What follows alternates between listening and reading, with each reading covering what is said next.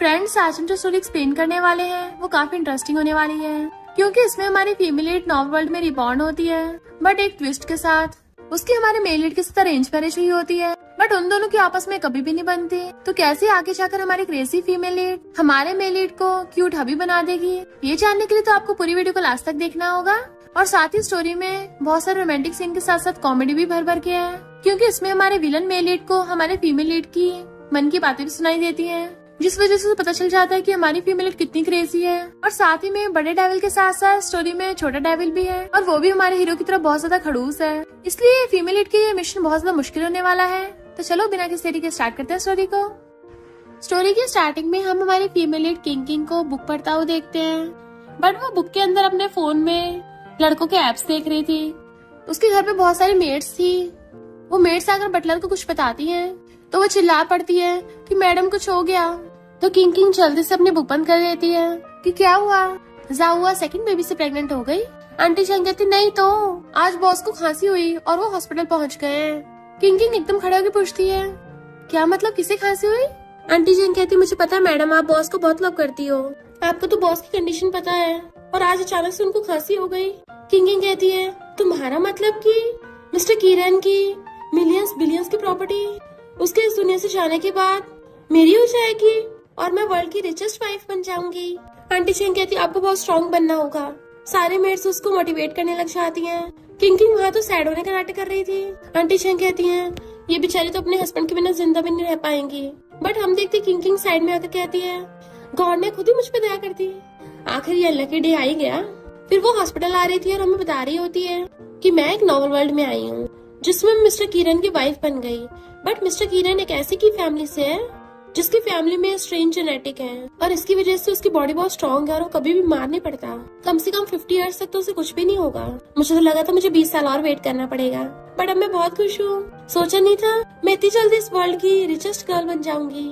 जैसे गेट खोलने वाली होती है, नॉवल वर्ल्ड का सिस्टम उसको बताता है कि तुम्हें अपना गुड गर्ल वाला कैरेक्टर जारी रखना होगा, वरना तुम्हें पता है पनिशमेंट में 12 वोल्ट का झटका मिलेगा। किंग कहती है बेकार सा सिस्टम, एक बार मिस्टर किरण निपट जाए उसके बाद मैं देखूंगी कैसे मुझे कंट्रोल करता है। और अपनी आंखों में आई ड्रॉप डाल लेती है ताकि अपने रोने की एक्टिंग कर सके। अंदर आते भाग कर जाकर बेड पे लिपटने लग गए थे। मिस्टर किरण आखिर ये तुम्हारे साथ क्या हो गया, तुम चले गए तो मेरा क्या होगा? पर बेड पे तो कोई भी नहीं होता, क्योंकि मिस्टर किरण तो वहीं पे चेयर पे बैठा था। किंग का तो पोपटी हो गया था, और फिर उसके पास जाकर कहती है मिस्टर किरण तुम्हें क्या हो गया? और सोचती है मैं तो उस दिन का वेट कर रही हूँ जब तुम्हारी प्रॉपर्टी इनहेरिट करूंगी, फिर देखना कैसे तुम्हारे ग्रेव पे नाचती हूँ। मिस्टर किरण हैरान था, मुझे आवाजें कहाँ से आ रही हैं? इस लड़की ने तो कुछ बोला भी नहीं। किंग सोचती है ये तो बिल्कुल सही बैठा दिख रहा है, मुझे तो लगा था इसका कुछ तो टूट गया होगा। मिस्टर रैन उसे गुस्से से घूर रहा था, और फिर अपने असिस्टेंट से पूछता है क्या तुम्हें कोई आवाज सुनाई दे रही है? असिस्टेंट कहता नहीं तो वो सोचता है क्या मेरे कान बज रहे हैं? किंग सोचती है अरे नहीं, मेरे पैर नंब हो गए, पता नहीं इस इंसान ने कौन सी मेडिसिन खा ली है। ये अपने असिस्टेंट को ऑर्डर क्यों नहीं देता कि मुझे बाहर फेंके, मैं यहाँ बैठी बैठी थक गई हूँ। तो मिस्टर रैन समझ जाता है ये इस लड़की की वॉइस है, लगता है इसको पता नहीं है कि मैं इसके दिल की बातें सुन रहा हूँ, और पूछता है ये क्या कर रही हो?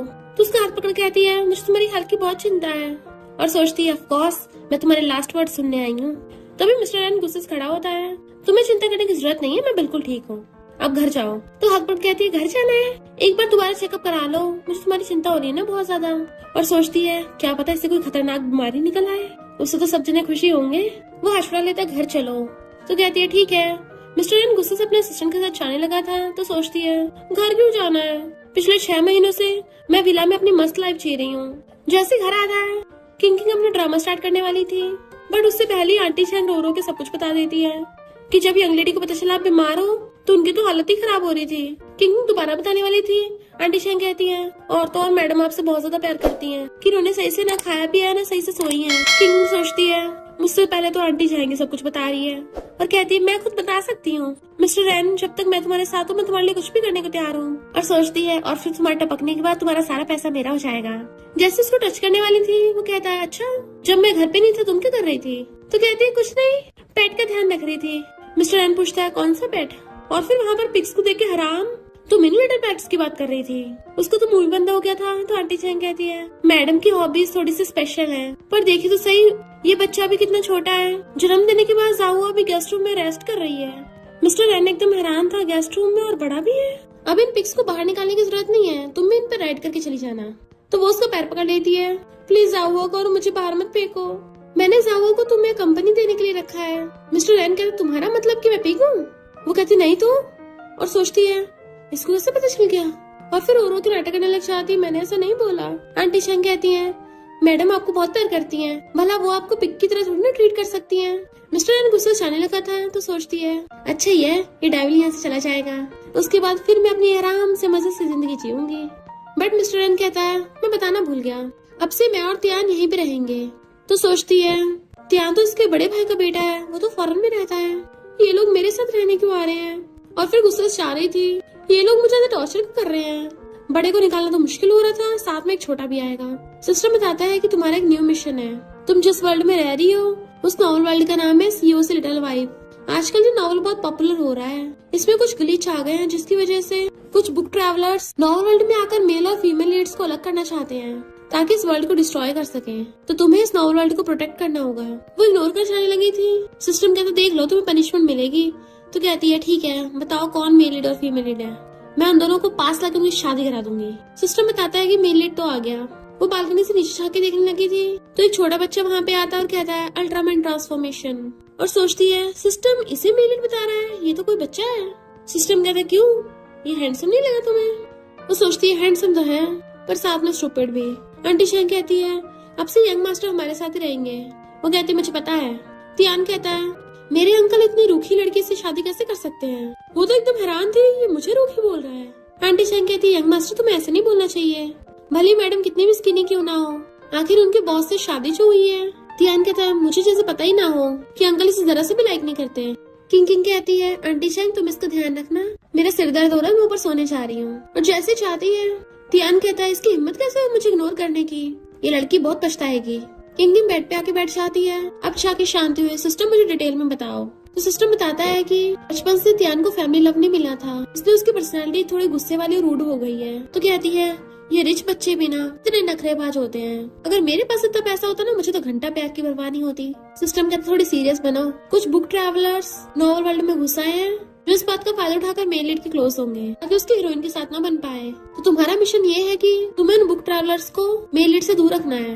वो कहती है पर मैं बुक ट्रैवलर्स को ढूंढूंगी कैसे, मुझे तो इस नॉवल की स्टोरी भी नहीं पता। सिस्टम कहते चिंता मत करो, जैसे वो मेल लीड के क्लोज आएंगे हम तुम्हें बता देंगे, पर फिर भी तुम्हें अपना गुड गर्ल वाला कैरेक्टर मेंटेन करके रखना होगा, वरना बुक ट्रैवलर्स को पता चल जाएगा। जैसे सारे बुक ट्रैवलर्स यहाँ से गायब हो जाएंगे अभी हम तुम्हें आजाद कर देंगे। वो कहती है इसका मतलब उसके बाद में मैं सारी इनहेरिटेंस के साथ अपनी मजे से लाइफ जीऊंगी। कल से बुक ट्रैवलर को पकड़ने का काम स्टार्ट। नेक्स्ट एक लड़का आके उसे बताता है कि मैं यंग मास्टर का ट्यूटर हूँ और मेरा नाम ही है। जैसे हैंडशेक करने के लिए हाथाकी करता है सिस्टम उसे बता देता है कि यही बुक ट्रैवलर है। सोचती है ये खुद चल के मेरे पास आ गया, तो मेरी करोड़ों की जायदाद मेरे पास आने के लिए मेरा वेट कर रही है। और हाथ पकड़ कहती है अब से हमारे तियान को तुम्हें संभालोगे। सोचती है मेरी फ्यूचर रिच लाइफ भी तुम पे डिपेंड है। ये उसके हाथ को अजीब तरीके से टच करने लगा था तो वो हाथ छुड़ा लेती है। आंटी शैंग से कहती है यंग मास्टर को नीचे बुलाओ। आंटी शैंग कहती है वो तो रात से अपने रूम से बाहर ही निकले। तो किंग किंग खुद देखने जाने लगी थी। आंटी शैंग कहती है यंग लेडी अपने हस्बैंड को कितना प्यार करती है और तो और बॉस की सारी फैमिली को लव करती है। ठीक है तो चिंता मत करो, मैं उसकी हेल्प जरूर करूंगा। तियान अपने रूम में मुंह फुला के बैठा था। किंग किंग आकर कहती है आंटी शैंग ने बोला तुम ब्रेकफास्ट करने भी नहीं आए, क्या हुआ तुम्हें फीवर है क्या? बट वो उसको टच भी नहीं करने देता कि पहले तो मुझे इग्नोर कर रही थी, प्यार दिखाने का क्या फायदा, मैं तुम्हें माफ नहीं करूंगा। तो कहती है तुम्हारे अंकल ने जो ट्यूटर हायर किया है वो आ गया है, अगर तुम चुपचाप क्लास अटेंड नहीं करोगे तो मैं तुम्हारे अंकल को बता दूंगी, फिर वही आगे तुमसे बात करेंगे। तियान एकदम से खड़ा हो जाता है, मुझे पहले क्यों नहीं बताया? तो अंकल की वजह से मैं तुम्हें माफ कर रहा हूँ पर मैंने तुम्हें अभी तक अपनी आंटी नहीं माना है। गुस्से चला जाता है तो सोचती है इस लिटिल ब्रैड को तो मैं जल्दी ठीक कर दूंगी। सिस्टम कहता है ट्यूटर के तुम्हारे पे इरादे ठीक नहीं लग रहे हैं। किंग कहती है सब लोग मुझे यंग लेडी बोलते हैं पर उसने मिस बोला, अब वो बच्चे पे अटैक तो करेगा नहीं, तो वो फ्यूचर वेल्थी विडो पे अटैक करेगा। सिस्टम पूछता है फिर तुम क्या करोगी?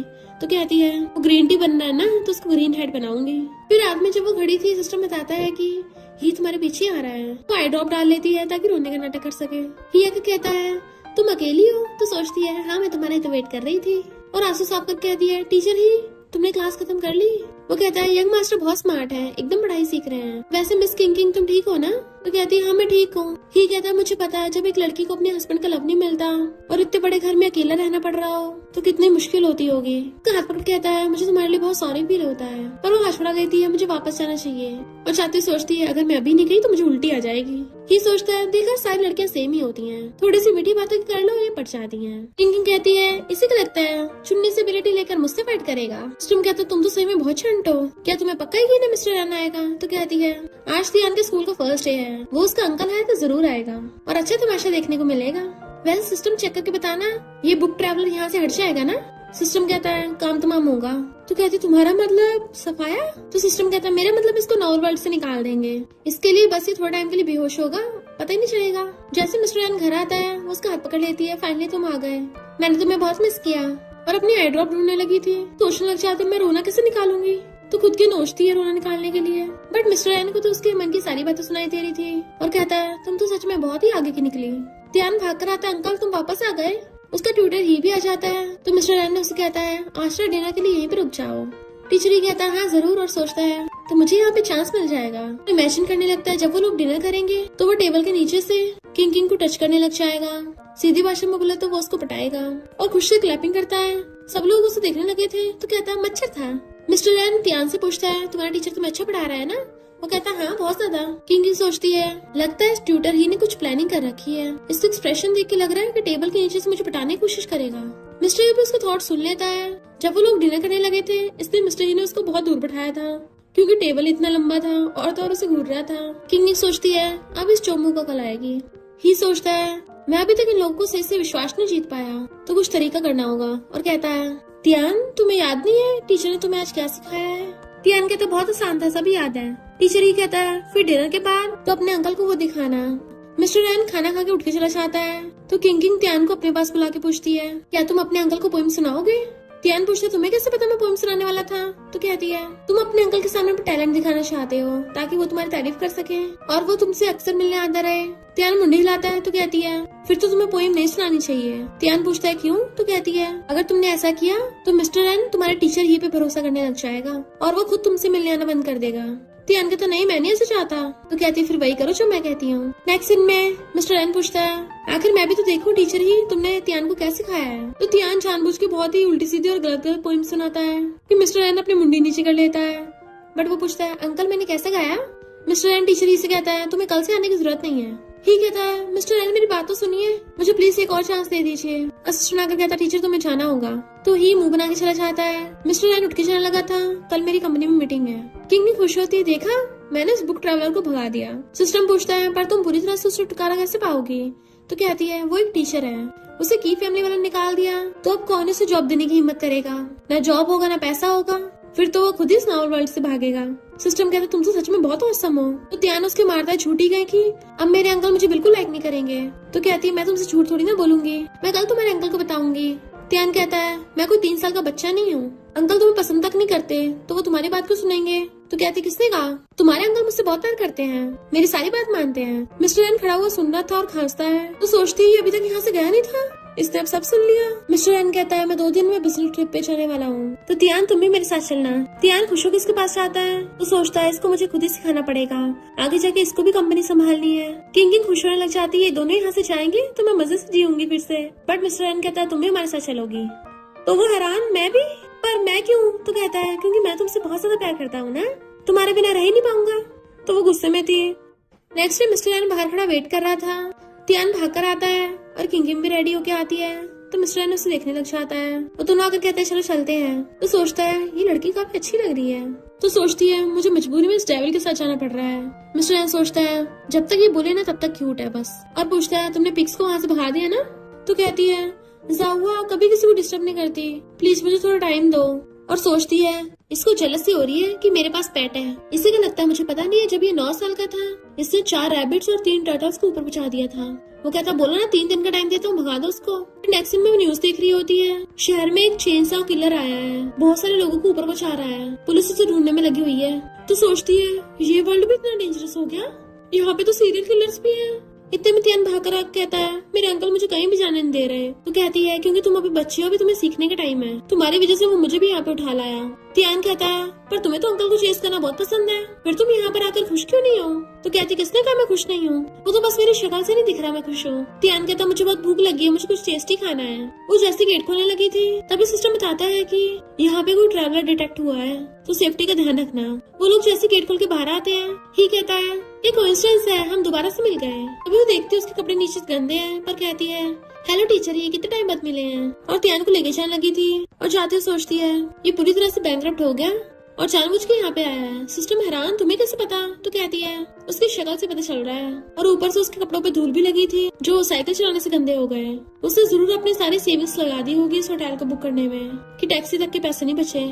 सिस्टम कहता तुम तो सच में बहुत स्मार्ट हो। जैसे एलिवेटर खुलता है वहाँ पे चेन सॉ वाला किलर खड़ा था और तो और वहाँ पर एक आदमी की बॉडी भी पड़ी थी। ये सब देख के तियान चिल्लाने वाला होता है, पर तभी वो उसका मुंह बंद कर देती है और उसे लेके वहाँ से भाग ली थी। बट वो किलर उनको देख लेता है और हथियार लेके उनके पीछे पड़ जाता है। किंग तियान को भगाकर जल्दी से आके अपार्टमेंट के अंदर से गेट बंद कर लेती है। बट वो किलर वहीं पे आ रहा था, तो वो जल्दी से मिस्टर एन को कॉल करती है, बट वो कहता है मैं भी आ रहा हूँ। तियान पूछता आखिर कौन है वो आदमी, क्या वो अब हमें मारना चाहता है? किंग तियान को अंदर ले आती है और उसका चश्मा निकाल के उसको मास्क पहना देती है। देन उसे अलमारी में छुपा के बैठा देती है कि चाहे तुम्हें बाहर से जितनी मर्जी आवाजें आए तुम बाहर मत आना। तियान कहता है मुझे थोड़ा डर लग रहा है। तो कहती भूल गए तुम कितने बहादुर हो। अल्ट्रामैन ट्रांसफॉर्मेशन, और अल्ट्रामैन कभी अपना मास्क नहीं उतारता। वो कहता ओके, जैसे चलने लगी थी तो उसका हाथ पकड़ लेता है, पर तुम्हारा क्या?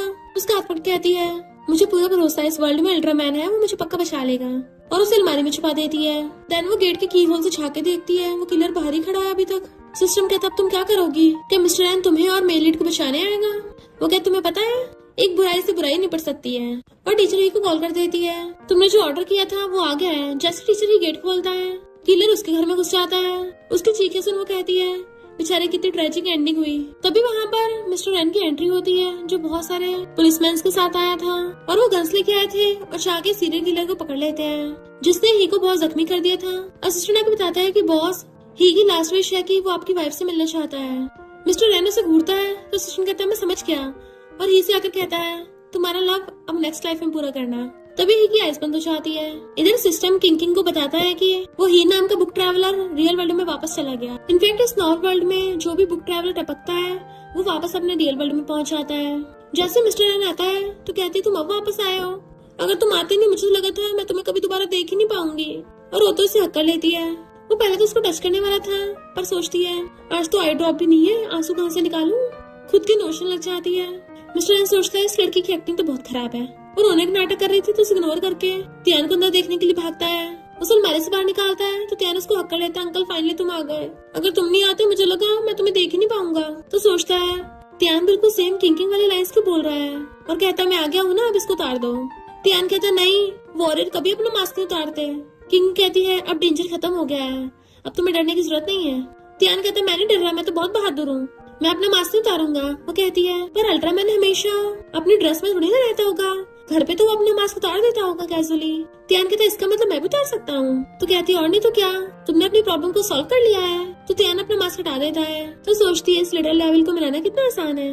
बट ये सब कुछ देख के मिस्टर एन को बहुत अच्छा लग रहा था कि वो तियान के साथ कितने अच्छे से पेश आ रही है, उसकी कितनी केयर कर रही है, बस नॉन स्टॉप उसको ही देखे जा रहा था। और कहता है आगे के 6-7 साल के लिए तियान के लिए ट्यूटर ढूंढने की जरूरत ही नहीं है, तुम इसको सिखाओगी। वो हैरान क्या मैं, और सोचती है ये मैं कहाँ फंस गई। वो कहता अगर तुमने इसको नहीं सिखाया सही से तो मैं तुम्हें अपनी प्रॉपर्टी में से कुछ भी नहीं दूंगा। और जाता है तो सोचती है ये डेविल को मुझे धमकी दे रहा है। सिस्टर ने बताया था कि तियान आगे जाके मेलिड बनेगा, इसका मतलब उसको यंग एज में काफी कुछ पता होगा। ये मिस्टर एन जानबूझ के मेरे लिए प्रॉब्लम्स खड़ी कर रहा है, क्या उसको मेरे बिहेवियर में कुछ अलग नजर आ गया क्या? मैं बैठी बैठी उसकी टपकने तक का वेट नहीं कर सकती कि मुझे उसकी प्रॉपर्टी मिलेगी, मुझे खुद पे डिपेंड होना होगा। रात में जब वो सिस्टम से बातें कर रही थी तभी उसे चीखने की आवाज आती तो भागकर तियान के रूम में आती है कि क्या हुआ, पर तियान ब्लैंकेट के अंदर छुपा हुआ रो रहा था। तो ब्लैंकेट उठा के कहती है डरो मत, मैं हूँ ना यहाँ पे। तियान कहता मैं डर नहीं रहा। वो कहती अच्छा फिर मैं जा रही हूँ। तो तियान उसका हाथ पकड़ लेता है। वो कहती है ठीक है चलो मैं तुम्हें एक स्टोरी सुनाती हूँ और तुम सो जाना। तियान कहता मैं कोई बच्चा थोड़ी ना हूँ जो तुम मुझे बेड टाइम स्टोरी सुनाओगी। वो सोचती रिटल लेवल बचपन से कितना रूड है, बिल्कुल अपने अंकल पे गया है, और फिर भी उसके साथ लेट के उसे स्टोरी सुनाने लग जाती है। एक बार एक एलिफेंट था और वो टॉयलेट पेपर लेके जाना भूल गया, तो उसके पास जो लिटिल व्हाइट रैबिट था उसने उससे पूछा तुम्हारे बाल तो नहीं झड़ते हैं ना?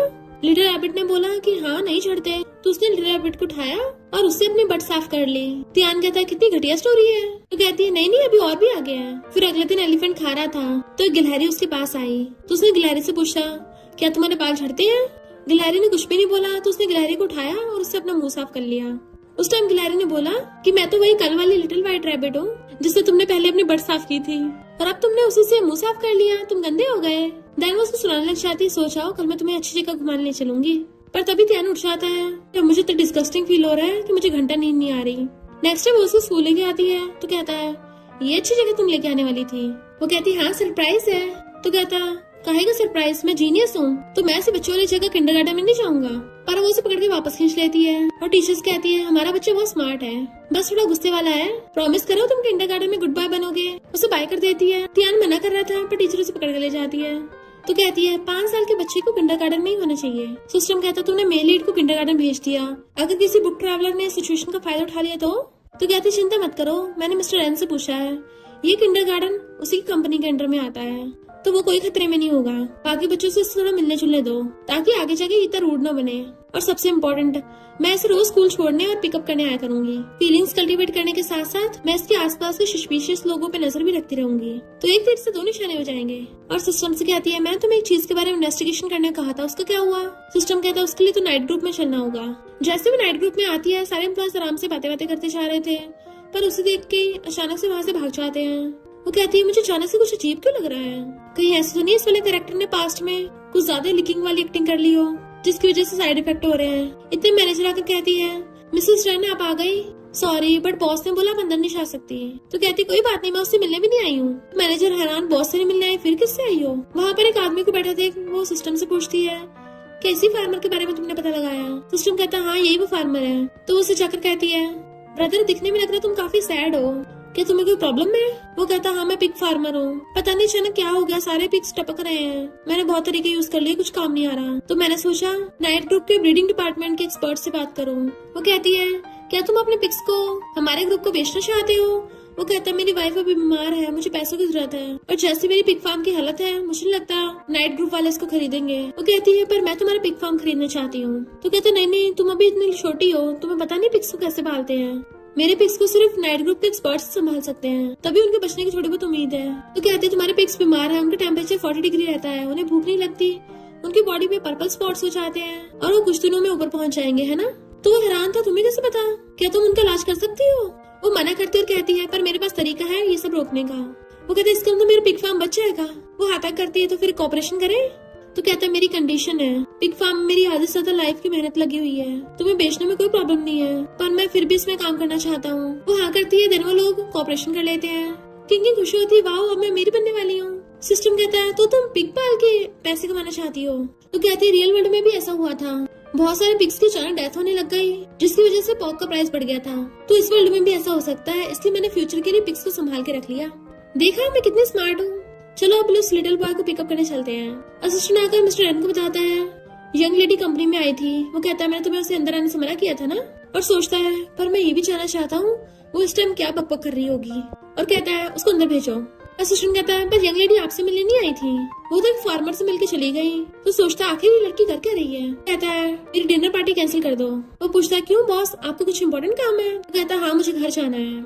जैसे वो तियान को लेकर घर आती है जीव कहती है तुम पूरा दिन कहाँ उड़ती फिरती रहती हो, तुम्हें पता नहीं तुम मिस्टर एन की वाइफ हो तो घर पे रहना चाहिए। किंग सोचती है ये तो ओरिजिनल ऑनर की ग्रीन टी सिस्टर है, क्या है फिर से शॉर्ट लिव्ड मिस्टर एन को पटाने आ गई। कहती तुम्हें शर्म नहीं है, तुम अभी तक सिंगल हो, बार बार मुंह उठा के अपने ब्रदर इन लॉ के घर में घुस आती हो। जीव कहती है तुम मिस्टर एन के पैसे उड़ाने गई थी ना फिर से, लड़कियों को इंडिपेंडेंट और सेल्फ रिलायबल होना चाहिए, ये सारा पैसा मिस्टर एन का है तुम्हारा नहीं। वो कहती है हाँ मुझे पता है। त्यान को लेकर अंदर जाने लगी थी और सोचती है अभी तो सारा पैसा उसका है, बस उसके ऊपर पहुंचने तक का वेट है। उसके थॉट सुनते ही मिस्टर एन का कुल्ला हो जाता है। आंटी शैंक पूछती क्या हुआ बॉस आपको टेस्ट पसंद नहीं आया। इतने में वो दोनों अंदर आ जाते हैं पर किंग उसे देख सोचती है ये फिर से आ गया। जैसे उसके पास बैठती है वो कहता है तियान किंडरगार्टन में काफी कम सीख रहा है तो मैं चाहता तुम उसे खुद सिखाओ। तभी जुआ को कहती है मिस्टर एन मैंने बहुत ही प्रेस्टिजियस यूनिवर्सिटी से ग्रेजुएशन किया है तो मैं यंग मास्टर को पढ़ा दूंगी। वो पूछता है कौन है तुम। तो कहती है मैं किंग की सिस्टर हूँ। मिस्टर एन वाज लाइक तो मैं क्या करूँ। जीव का तो पोपटी हो गया था बट किंग खुश होती क्या रिप्लाई दिया है। जीव कहती है मैं अपनी स्टडी में बिजी रहती हूँ ना इसलिए मिस्टर रैन तुम मुझे पहचान नहीं पाए। चिंता मत करो यंग मास्टर को अब से मैं संभाल लूंगी। किंग सोचती हाँ, ताकि मिस्टर रैन को पटाकर उसके बेड पर घुस सको।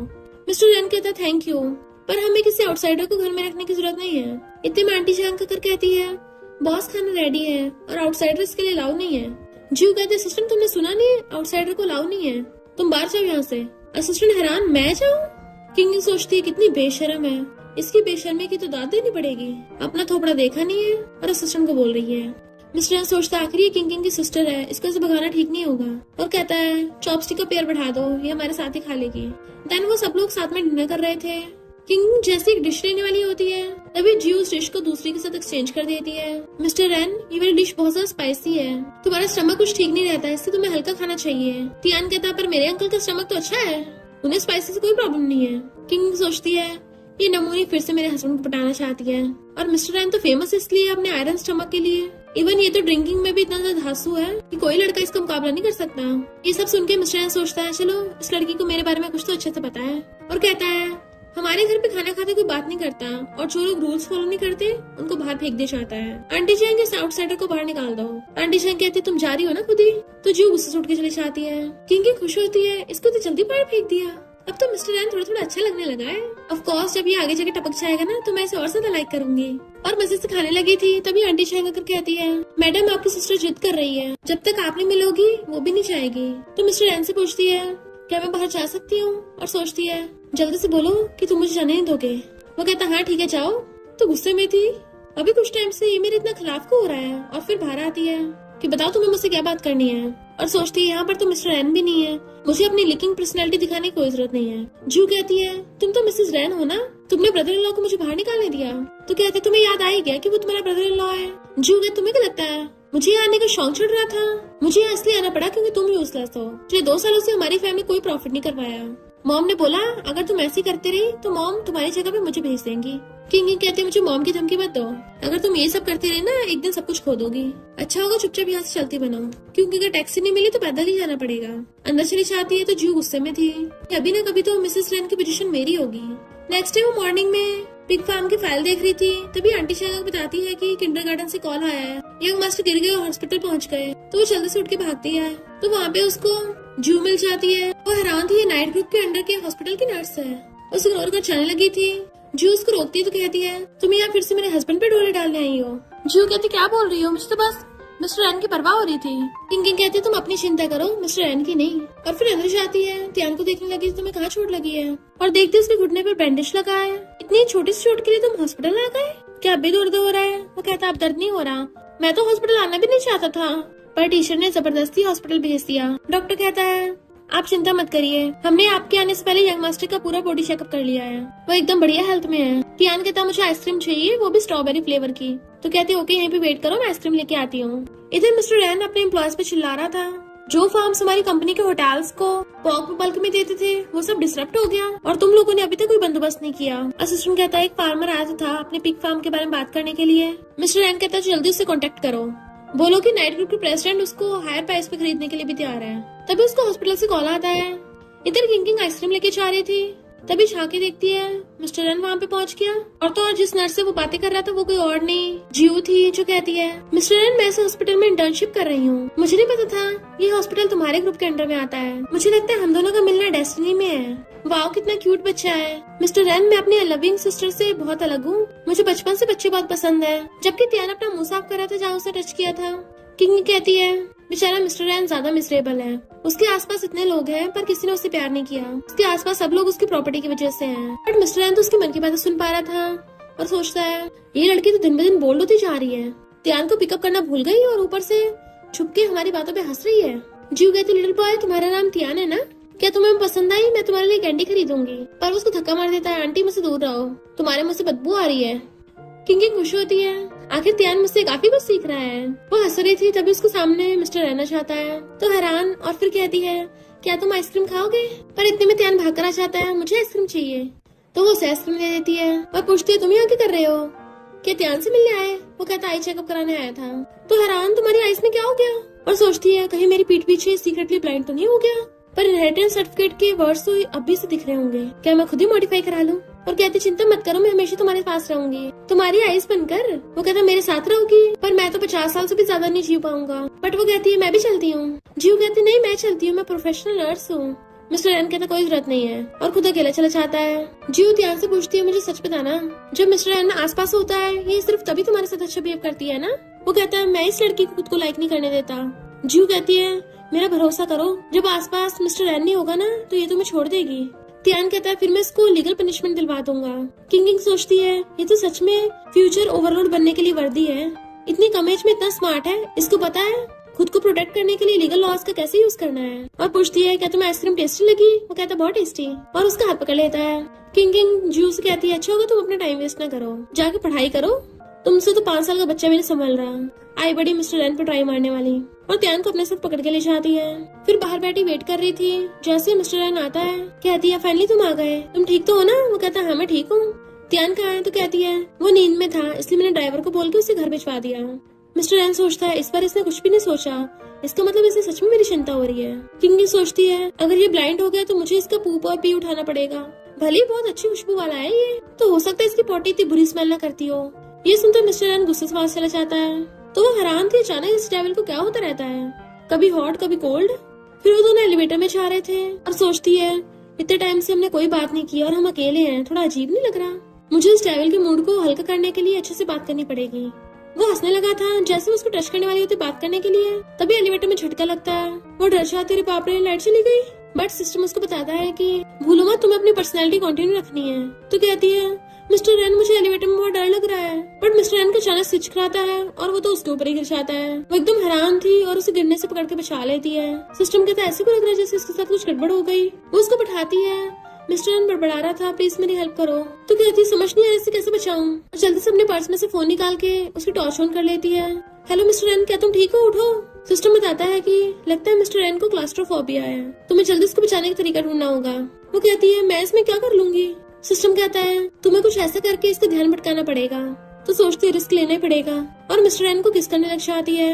तो मिस्टर एन भी उसे पकड़ के किस करने लग गया था। सिस्टम कहता है तुमने ध्यान भटकाने का अच्छा रास्ता ढूंढा है, वरना मैं तुम्हें कुछ बताने वाला था। तो कहती है पहले क्यों नहीं बताया? सिस्टम कहता है मुझे लगा तुम्हें मजा आ रहा है। वो कहती है इसको होश नहीं आ रहा और उसे उठाने की कोशिश करने लग जाती है। मिस्टर एन उठो मैं तुम्हें स्टोरी सुनाती हूँ। एक बार एक आदमी था जो बॉम्ब बेचता था, उसे देख के लिटिल गर्ल चिल्ला पड़ी पर किसी ने उसकी तरफ ध्यान नहीं दिया। तभी उसे अपनी ग्रैंडमा का घोष दिखा तो उसने वो बॉम्ब पूरे शहर पे गिरा दिया ताकि सब लोग उसकी ग्रैंडमा को देख पाए। मिस्टर एन बड़बड़ाता है कहीं तुम भी मुझे ग्रैंडमा दिखाने के लिए तो नहीं बेचना चाहती? तो वो हैरान हो जाती है। नेक्स्ट सीन में वो हॉस्पिटल में था, पर वो तो अपना मेकअप चेक करने भी लगी हुई थी कि क्या मैं थोड़ा डार्क सर्कल बना लूं ताकि इसको लगे कि पूरी रात में इसके साथ थी। जैसे मिस्टर एन उठता तो कहती है पानी तुम उठ गए, तुमने तो मुझे डरा ही दिया था। तो सोचता है सच में बहुत पाउडर लगा के बैठी है, पर इसने मुझे बचाया है। वो कहती है क्या तुम्हें अब भी अच्छा फील नहीं हो रहा? अभी डॉक्टर को बुला के लाती हूँ। जैसे जाने लगी थी उसका हाथ पकड़ लेता है मत जाओ। तो सोचती है सब क्या है, क्या इसको याद नहीं रहा एलिवेटर में क्या हुआ था? कहीं ये मुझसे प्यार तो नहीं करने लग गया? उसकी बातें सुनकर वो एकदम से हाथ छोड़ देता है और बैठ के कहता है अपना सामान जल्दी से पैक करो, हॉस्पिटल से निकलना है। तो सोचती है अच्छा तो ये बात है, इतना बड़ा हो गया पर अब भी बच्चा ही है, घर जाने की जिद कर रहा है और फिर भी ऐसे प्रिटेंड करेगा जैसे कहीं का ओवरबियरिंग सीईओ हो। वैसे सीईओ है तो सही। और कहती है जाने से पहले एक बार अपना चेकअप तो करा लो पूरा। वो कहता कोई जरूरत नहीं है अब घर जाना है। कहती है ठीक है और सोचती है घर जाके खूब सोऊंगी। जैसे वो लोग घर आते हैं आंटी चंग पूछते हैं आप ठीक तो हो ना अब? वो कहता मैं ठीक हूँ अभी। तो आंटी चंग बताती है कि त्यान मैडम का वेट कर रहा था कि वो उसे आके बेड टाइम स्टोरी सुनाएगी। वो सोचता है बेड टाइम स्टोरी, कहीं इसने न्यूक्लियर बॉम्ब वाली स्टोरी तो नहीं सुना दी? किंग कहते तुम्हें पता चल गया ना त्यान को मुझ पे कितना भरोसा है। और सोचते एक्सपेक्ट नहीं किया था वो लिटिल डेविल लाइफ जीने की कॉमन सेंस सीखेगा। मिस्टर एन पूछता कोई अजीब कहानी तो नहीं सुना दी? वो सोचती क्या मतलब इसका, कहीं इसको एलिवेटर वाली स्टोरी याद तो नहीं है? तो इसका मतलब स्टोरी से पहले वाला किस भी याद होगा। आंटी चंग कहती है बहुत लेट हो गया है। कहता है मैं बहुत टाइम से घर पे नहीं रुका हूँ। आंटी चंग कहती ठीक है मैं गेस्ट रूम जाके साफ करती हूँ। तो कहता है कोई जरूरत नहीं है मैं मास्टर बेडरूम में सोऊंगा। किंग कहती है पर मास्टर बेडरूम में तो अभी मैं रह रही हूँ, तुम क्या मेरे साथ रहोगे? तो कहता है हाँ कोई प्रॉब्लम है क्या? और चला जाता है। जबकि वो हैरान थी उसको मैच लग जाता है कि वो कहेगा बेबी चलो चलते हैं। और सोचती है भले मुझे लड़के पसंद है पर ये तो डेविल है ना, कोई मुझे ऐसे टेस्ट नहीं कर सकता, मैं इस टेस्ट को सहन नहीं कर पाऊंगी। नेक्स्ट दिन में मिस्टर एन वॉशरूम में नहा रहा था। वो बेड पे बड़ी खुश हो रही होती है। इस सब के बारे में सोच के मैं थोड़ी एक्साइटेड हो रही हूँ। जैसे मिस्टर एन वॉशरूम से बाहर आने लगता है वो जल्दी से खुद को ब्लैंकेट से कवर कर लेती है और सोने का नाटक करने लगी थी। पर मिस्टर एन स्माइल कर रहा था क्योंकि वो जो भी सोच रही थी उसको सब पता चल रहा होता है और आगे चुपचाप उसके साथ लेट जाता है। तो सोचती है ये मेरे तक क्लोज क्यों हो रहा है और मेरी हार्ट बीट इतनी फास्ट क्यों हो रही है। उसकी तरफ देखने लगी थी कि मुझे नहीं लगता मैं अभी रेडी हूँ और अपनी आइज बंद कर लेती है। मिस्टर एन जो किस करने वाला था रुक जाता है और फिर उससे कहता है मुझे अकेले सोने की आदत है। वो कहती क्या।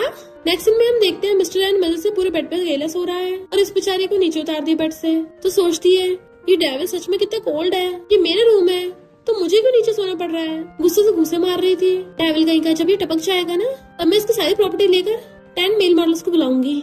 मिस्टर एन उसकी बातें सुन रहा था और स्माइल करता उसे देखने लग जाता है। मॉर्निंग में सो रही थी, जैसे उठती है तो हैरान थी मैं बेड पर कैसे आई। चलो मिस्टर एन थोड़ा सा इंसान तो है, मुझे उठाकर बेड पर लेटा दिया होगा। और ये बात सोच सोच के खुशी हो रही होती कि उसने उसे गोद में उठाया।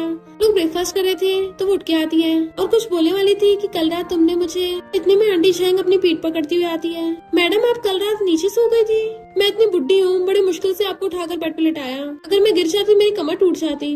बेचारी किंग की तो और मानो पे पानी फिर गया था। उसे लगा था कि मिस्टर एन ने उसे गोद में उठाया होगा तो मिस्टर एन हंस रहा था। नेक्स्ट सीन में जब वो सोफे पे पड़ी थी तभी मिस्टर एन कुछ लड़कियों को लेके आता है जिनके साथ ड्रेसेस और ज्वेलरी भी थी। तो कहता है मैंने तुम्हारे लिए स्टाइलिस्ट ढूंढी है, कंपनी का न्यू प्रोडक्ट लॉन्च होने वाला है, तुम मेरे साथ अटेंड करना।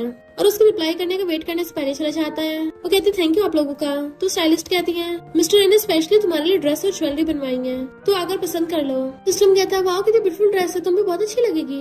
वो सोचती है ये सारी ड्रेसेस हाई ब्रांड्स की हैं जो नाइट ग्रुप के अंडर में आती है। वो मुझे बना के इन सारे न्यू प्रोडक्ट्स की शो ऑफ करना चाहता है। फिर वो ड्रेस और ज्वेलरी पहन के रेडी हो जाती है। स्टाइलिस्ट कहती है तुम बहुत सुंदर लग रही हो, मिस्टर एन तुम्हें देखते इम्प्रेस हो जाएंगे। वो कहती है थैंक यू, पर सोचती है इसकी कोई जरूरत नहीं है। वैसे क्या मैं सच में इतनी अच्छी लग रही हूँ, आखिर ये नाइट ग्रुप के ऑफिशियल कपड़े हैं, अच्छे तो लगेंगे। तभी मिस्टर एन नीचे आता है और उसे देखते रह गया था। तो सोचती है कहीं ये मेरी ब्यूटी से शॉक तो नहीं हो गया। मिस्टर एन सोचता है ये लड़की ड्रेसअप होकर अच्छी लगती है और स्टाइलिस्ट कहता है तुमने अच्छा काम किया। वो सोचती है सिर्फ इन लोगों की तारीफ की मेरी नहीं, और मुंह फुला लेती है अंधा कहीं का। जरूर डॉक्टर ने गलत ही चेकिंग कर दी होगी, ये पक्का ब्लाइंड ही है। हंसता हुआ हाथ आगे करता है कि हमें चलना चाहिए तो हाथ पकड़ लेती है। नेक्स्ट सीन में एक लग्जरी कार आती है। जैसे वो दोनों कार से बाहर निकलते हैं रिपोर्टर्स आकर उनको घेर लेते हैं। पर एक लड़की वहाँ पे चढ़ी हुई थी कि इसकी हिम्मत कैसे हुई मिस्टर एन से शादी करने की, और उसपे पेंट आके फेंक के मारने लगी थी। किंग जल्दी से मिस्टर एन के आगे आ जाती है, पर पेंट उस पे गिरने के बजाय अम्ब्रेला बीच में कर दिया था असिस्टेंट ने पहले ही।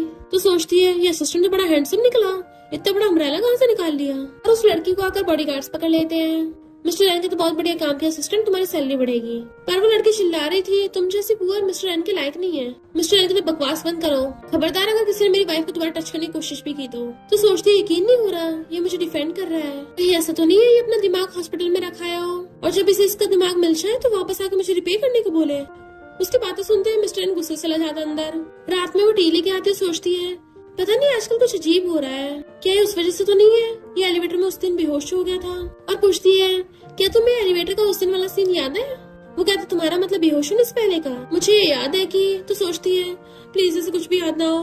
और पूछती है क्या याद है। वो कहता कुछ भी नहीं, भूल गया। तो सोचती अच्छा हुआ। वो पूछते वैसे उस दिन क्या हुआ था। तो कहते कुछ भी तो नहीं, बहुत लेट हो रहा है मैं सोने जा रही हूँ। और भाग जाती है जबकि वो स्माइल कर रहा था। असिस्टेंट आगे उसको बताता है कि उस लड़की को पता चल गया वो स्कूल टाइम में आपकी क्लासमेट थी और उसने जेलसी की वजह से सब किया, पर इसके पीछे मास्टरमाइंड कोई और है, आपकी वाइफ की सिस्टर। मिस्टर एन हैरान ज्यू। असिस्टेंट कहता है मुझे आपकी वाइफ के बारे में एक और चीज पता चली है, जितने भी आसपास के पिग फार्म थे सब आपकी वाइफ ने ऑलरेडी खरीद रखे हैं। क्या बॉस आपको पता था। वो कहता हाँ ऑफ कोर्स मुझे पता था। और सोचता है मेरी वाइफ तो बहुत ही समझदार होती जा रही है, मुझे और क्यूरियस कर रही है। जियो आकर कहती है तो मुझे ढूंढ रहे थे। मिस्टर कहता है हमारा ग्रुप तुम्हारी कंपनी के साथ कॉपरेशन करने वाला था, पर तुम्हारे डैड ने गैम्बलिंग करके बहुत लॉस कर दिया, तो अब उन पे मिलियंस का खर्चा है। चिंता मत करो मैं तुम्हें 1 मिलियन उधार दूंगा। और सोचता है इससे मैं किंग से सच निकलवा पाऊंगा। जियो कहती है पर मैं तुम्हारा एहसान कैसे चुकाऊंगी। वो कहता बहुत आसान है, कर्जा चुकाने के लिए बेच देना खुद को। वो हंसने लग जाती है और फिर अपनी ड्रेस खोलने लगी थी, तभी बॉडीगार्ड्स आके उसे पकड़ लेते हैं। तो कहती मिस्टर एन ये क्या हो रहा है। वो कहता तुमने तो कहा था तुम अभी बेचने को रेडी हो गई हो, तो मैं तुम्हें जेल भेज रहा हूँ। और पुलिस उसे पकड़ के ले जाती है। नेक्स्ट में मिस्टर एन को कॉल आता है कि मैं वापस आ रहा हूँ, जो मेरा वो वापस ले लूंगा। मिस्टर एन कहता अच्छा पहले मेरे 20 जो उधार लिए थे वो वापस कर। वो कहता है मैं तो उसकी बात कर रहा था, फ्लावर 7 साल का था। मिस्टर एन कहता है वो तो तेरे फ्यूनरल के बाद ही करूंगा। तो फ्रेंड हैरान था तुम कब से इतनी चंटे बातें करने लग गए, ऐसा लगता है जैसे तुम पे किसी का असर हो गया हो। मिस्टर एन को भी याद आता है कि हमेशा किंग उसके आसपास चपड़ चपड़ करती रहती है। स्माइल कर रहा था। फ्रेंड पूछता बता मुझे किसके बारे में सोच रहा है, कौन सी लड़की है वो जो उसने 1000 years old आइस क्यूब को पिघला दिया। मिस्टर एन कहता है चुपचाप वापस आ। तो कहता है इस बार मैं तुम्हारे ट्रीटमेंट प्लान के साथ आऊंगा। वेट करो, फिर मेरा थैंक यू जी करना है। किंकू देख आंटी चैंग कहती है बॉस आपको बहुत टाइम से वेट कर रहे हैं। तो सोचती है ऐसा क्या हो गया जो बिग बॉस मेरा वेट कर रहा है। मैंने जो मेल मॉडल्स को सीक्रेट गिफ्ट दिए थे कहीं इसको पता तो नहीं चल गया। वो उसकी बातें सुन सोचता है अभी तो मैंने पिग फार्म वाला मैटर सॉल्व भी नहीं किया और ये मेरे पैसे दूसरे लड़कों पर उड़ा रही है। वो उसके पास बैठकर कहती है मुझे नहीं पता था तुम मेरा वेट कर रहे हो, अगर पता होता तो मैं जल्दी आती। पहली बार घर पे कोई मेरा वेट कर रहा है, मैं इम्प्रेस हो गई। वो कहता अच्छा तो बताओ तुम मुझसे क्या छुपा रही हो। तो कहती कुछ भी तो नहीं, अगर मैं अपने हस्बैंड से कुछ छुपाऊंगी ना तो मेरे ऊपर बिजली गिर जाए।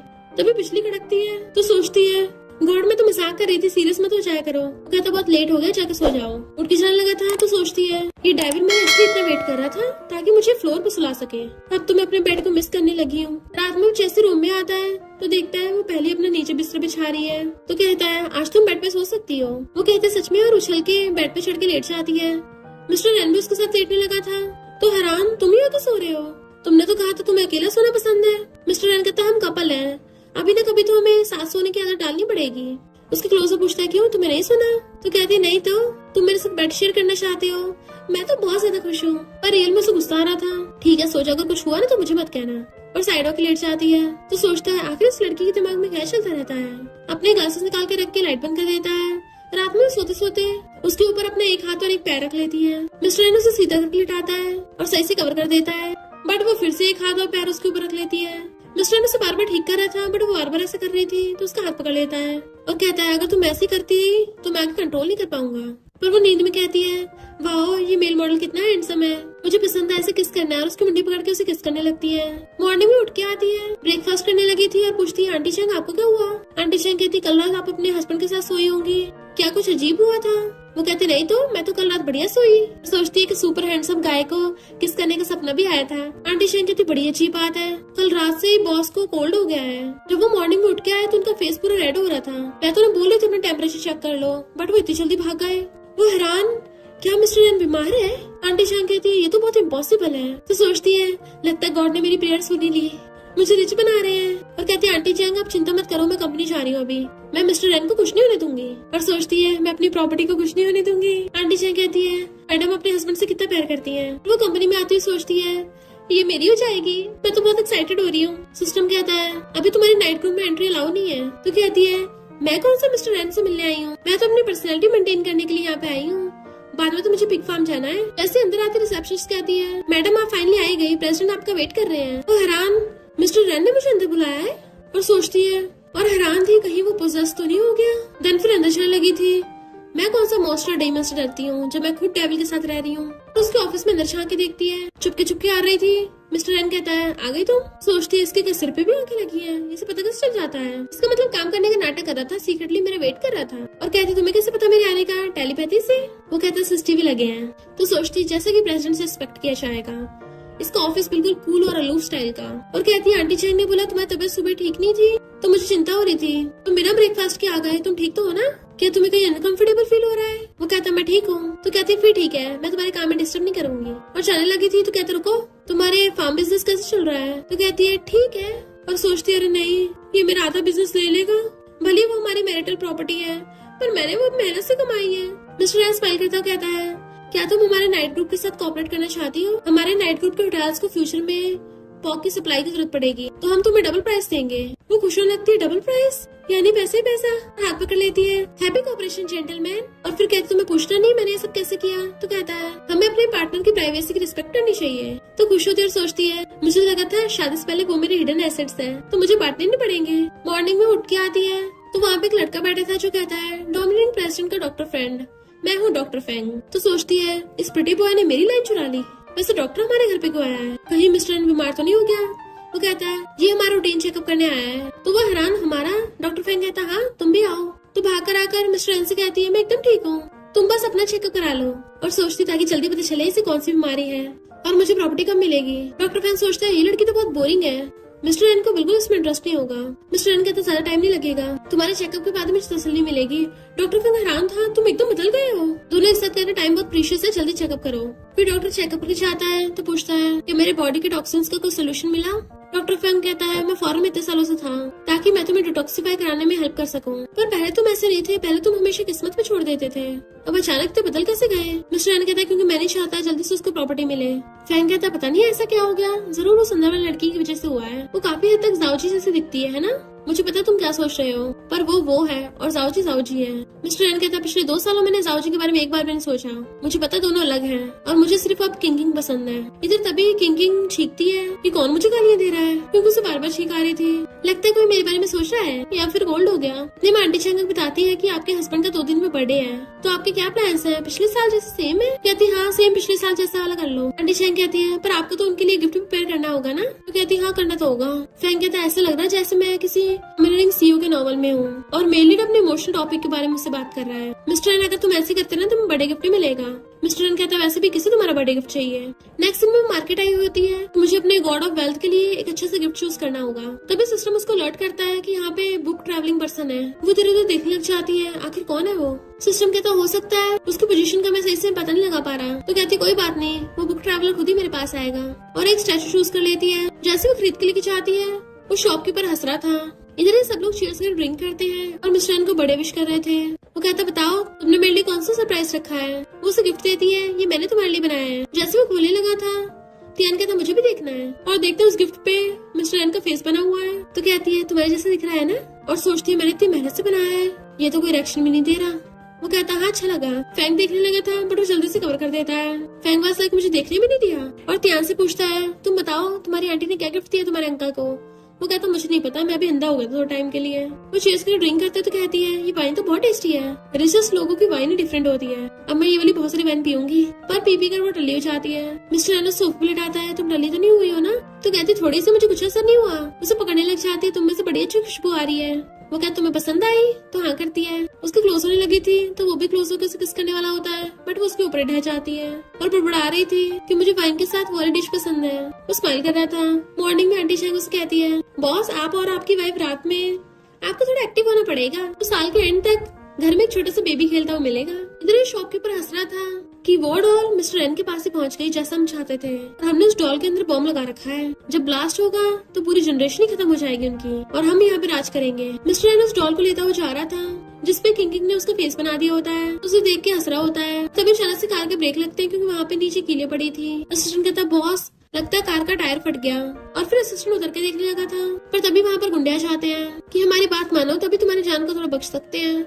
मिस्टर एन पूछता है कौन हो तुम लोग, तुम्हारी हिम्मत कैसे मेरी कार रोकने की। गुंडे कहते हैं हम दोनों तुम्हारे साथ अकेले डील कर लेंगे, वरना अगर वो लिटिल गर्ल हमारे लिए ये काम नहीं करती तो मैं 8-10 बंदे लाने पड़ते अपने साथ। मिस्टर एन पूछता तुम्हें किसने हायर किया है। वो गुंडे उस पर अटैक करने लगे थे तो सिस्टर और मिस्टर एन उन गुंडों से फाइट करने लग जाते हैं जिसकी वजह से वो डॉल नीचे गिर गई थी और तभी उसमें ब्लास्ट हो जाता है। बट वो दोनों बच गए होते हैं। नेक्स्ट सीन में हॉस्पिटल में थे और उसने वहाँ पे पुलिस बुला ली थी जो इस बारे में सारी इन्वेस्टिगेशन कर रहे थे। पुलिस जैसे जाने लगी तो कहता है मुझे आपकी थोड़ी सी हेल्प चाहिए। वो मॉर्निंग ब्रेकफास्ट कर रही तभी फोन बजता है तो कहती है कौन सुबह सुबह परेशान कर रहा है। पुलिस वाले कहते हैं आपके हस्बैंड का एक्सीडेंट हो गया, अभी वो हॉस्पिटल में है। वो हैरान थी और सोचती है पुलिस ने कॉल किया है तो बहुत ज्यादा सीरियस बात होगी, मुझे जल्दी प्रॉपर्टी मिलने वाली है तो मैं खुश क्यों नहीं हूँ। और जल्दी से भागती है। हॉस्पिटल आते उसकी केयर करने लग गई थी। क्या हो गया तुम्हें, कहाँ चोट लगी है। वो कहता मैं एकदम ठीक हूँ, रो मत। तो कहती सच में ठीक है, तो हाथ चला के दिखा दे, देखो मैं एकदम ठीक हूँ। तो सोचती मुझे लगा पता नहीं क्या हो गया, वापस जाकर मेरे लिए पैसे कमाओ। उसके इशारा करने पे पुलिस वाला कहता है आपके हस्बैंड पर गुंडों ने अटैक कर दिया था, बहुत भयानक फाइट हुई है और फिर वहाँ पर एक बॉम्ब ब्लास्ट भी हो गया था। वो हैरान बॉम्ब ब्लास्ट, उसके हाथ पकड़ के चेक करने लग जाती है। एक बार तुम्हारा पूरा बॉडी चेक कराना पड़ेगा। उसकी आंखों में आंसू आ गए थे तो वो उसे हक कर लेता है। मैं ठीक हूँ, तुम आ गई हो ना, चलो घर चलते हैं। तो सोचती है ये डेविल पहले से इतना अलग क्यों लग रहा है। फिर वो लोग जैसे घर आते हैं तो कहता है मुझे तुम्हें कुछ बताना है, तुमने वो डॉल कहाँ से खरीदी थी। तो कहती है एक छोटी सी कमर्शियल स्ट्रीट पे। और सोचती है ऐसे को पूछ रहा है, कैसे मुझ पे शक हो रहा है कि मैंने किसी और से ड्राइंग करवाई होगी। गॉड मेरा विटनेस है, मैंने वो खुद ड्रॉ किया था। वो कहता है नहीं तो वो मुझे काफी क्यूट लगी। तो कहती है वो तो लगेगी क्योंकि मैंने जो बनाई थी। वो उसको सहलाता तुमने बहुत अच्छा काम किया। असिस्टेंट बताता है बॉस आपने सही गैस किया था, वो दोनों गुंडे जीव के भेजे हुए थे। वो कहता है मैंने उसे जंगलों में भेज दिया था, उसे वहाँ पे भी चैन नहीं आ रहा, अब ऐसे करो सीधा जेल ही भेज दो। मॉम चिल्ला रही होती है किंग बाहर निकलो, तुम्हें क्या लगता है मैं पता नहीं है तुम अंदर हो। आंटी चैंग कहती है मैडम रेस्ट कर रही है। तो कहती तुम्हें पता नहीं मैं कौन हूँ, मैं मिस्टर रन की मदर इन लॉ हूँ। और वो लोग आंटी चैंग पे चिल्ला के पड़ रहे थे। जैसे किंग आती है उस पर चिल्लाने लग जाते हैं कि अपनी सिस्टर को जेल से बाहर निकलवाओ। तुमने उसे जेल में डाला है, कितनी बुरी हो तुम। वो कहती मेरी कोई सिस्टर नहीं है और ना ही तुम जैसे पेरेंट्स हो सकते हैं। मॉम डैड से कहती देखा तुम्हारी बेटी का, अमीर फैमिली में शादी होते ही पेरेंट्स को पहचानना भूल गई। इसकी जगह जीव की शादी करनी चाहिए थी। डैड उसे मारने लगे थे, तभी मिस्टर एन आकर हाथ पकड़ लेता है। डरो मत, मैं हूँ ना। तो कहते हैं सनी लो फाइनली तुम आ गए, हम तो बस अपनी बेटी को सबक सिखा रहे थे, तुम जरा हमारी बेटी जीव को जेल से बाहर निकलवा दो। वो कहते हैं एक बात क्लियर कर दूं, मेरी सिर्फ एक ही वाइफ है और मैं दूसरे लड़के से शादी नहीं करने वाला। और तुम्हारी बेटी जीव ने किलर को हायर किया था, इसलिए उसे जेल भेजा है। अगर तुम लोग बार बार ऐसे परेशान करते रहे ना तो तुम लोग भी जेल में मिलोगे। आंटी जैन को बोलकर उनको वहाँ से भगा देता है। तब जाके वो चैन की सांस लेती है तो कहता है बाहर जाते थोड़ा केयरफुल रहना, अपने साथ कुछ बॉडीगार्ड्स को ले जाना। तो कहती है ठीक है। सोचती है मैं तो एक अनइम्पोर्टेंट सपोर्टिंग रोल हूँ, मेरे पे कौन अटैक करेगा। नेक्स्ट दिन वो किडनैप हुई बैठी थी और सोचती है मैं जो भी बोलती हूँ उसको उल्टा ही हो जाता है। अभी तो मुझे प्रॉपर्टी भी नहीं मिली तो फिर किसी ने मुझ पर अटैक क्यों किया। सिस्टम पूछते तुम ठीक हो, तो कहती तुम्हें लगता है मैं ठीक होंगी। कौन है इतना अंधा जिसने मुझे किडनैप किया। सिस्टम कहता हो सकता है दूसरी पार्टी का टारगेट मेल लीड हो। तो कहती इसका मतलब त्यान भी, और त्यान को ठाने लग जाती है क्योंकि उसका भी उसके साथ ही किडनैप हुआ था। पर तभी वहाँ पर वही वाला शॉपकीपर आ जाता है। सिस्टम बताता है कि ये बुक ट्रैवलर है, जल्दी से मेलिट को बचाओ। तो पहचान लेती है तुम तो वही डॉल बेचने वाले हो। वो कहता हाँ मैंने अच्छी प्लानिंग करी थी ताकि मेरी डॉल मिस्टर एन को टपका दे, पर तुम्हारी स्टूपिड सिस्टर ने मेरा सारा प्लान चौपट कर दिया अपने 2 नमूने भेजकर। तो सोचती है अच्छा तभी मिस्टर एन मुझसे डॉल के बारे में पूछ रहा था। और कहती है तुम जाके बिजनेस से डील करो ना, हम जैसे इनोसेंट लोगों पे अटैक क्यों कर रहे हो। वो कहता है मुझे तुम्हारे पेरेंट्स ने बताया कि तुम मिस्टर एन के लिए कितने इंपॉर्टेंट हो।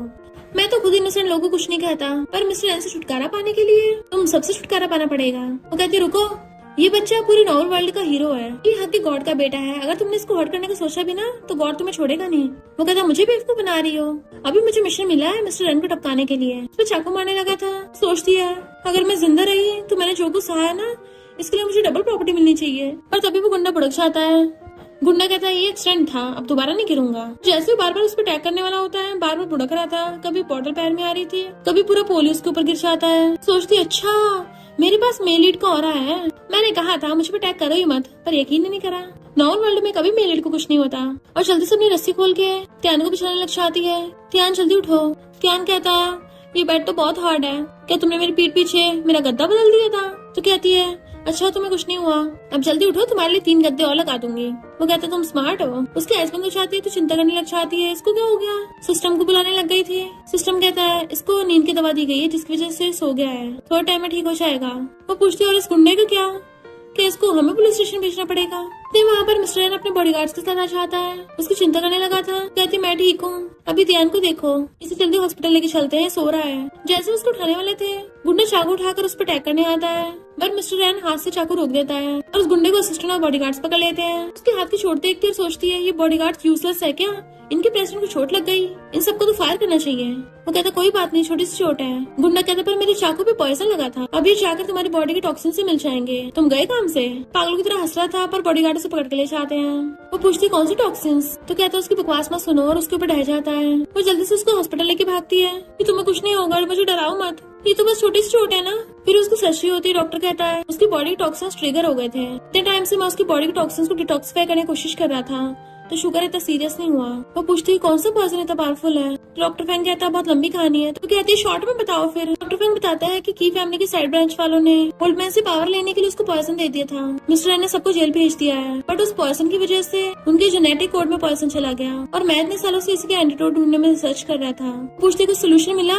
डॉक्टर फैंग कहता है तुम क्यों इतनी चिंता कर रही हो, मिस्टर एन के जाने के बाद तो तुम बिलियनियर बन जाओगी। तो कहती है वो मेरी वजह से जख्मी हुआ है, तुम ये बताओ रिसर्च का क्या हुआ। तो कहते चिंता मत करो, रिसर्च चल रही है, तुम्हारे हस्बैंड का ट्रीटमेंट हो रहा है, वो तुम्हारे साथ ही बुढ़ा होगा। तो सोचती है मिस्टर एन की जल्दी नाटक पकने वाली बात सुनकर मुझे इतना अच्छा क्यों फील हो रहा है। सिस्टम बताता है कि तुम्हारा मिशन सक्सेसफुल हुआ और तुम्हें बहुत सारे पॉइंट्स मिले हैं, तुम इन पॉइंट्स का यूज करके नॉर्मल वर्ल्ड के लूप होल्स को ठीक कर सकती हो। वो कहती है अच्छा मुझे गुड गर्ल वाली पर्सनैलिटी मेंटेन तो नहीं करनी पड़ेगी ना, मैं आजाद हो सकती हूँ ना। सिस्टम कहता है अभी छोटा सा काम और रह गया, उस गुंडे के साथ 2 बंदे और मिले हुए थे, तुम्हें पहले उन्हें पकड़वाना होगा। तो पूछती कहाँ है वो, मैं उन्हें पकड़ती हूँ।